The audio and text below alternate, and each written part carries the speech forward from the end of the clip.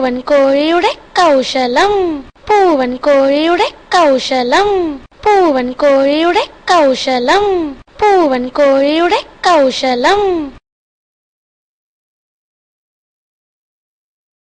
വിശന്നിട്ടു വയ്യ, വല്ലതും തിന്നാൻ കിട്ടിയിരുന്നെങ്കിൽ. അതാ കുറച്ച് ധാന്യമണികൾ.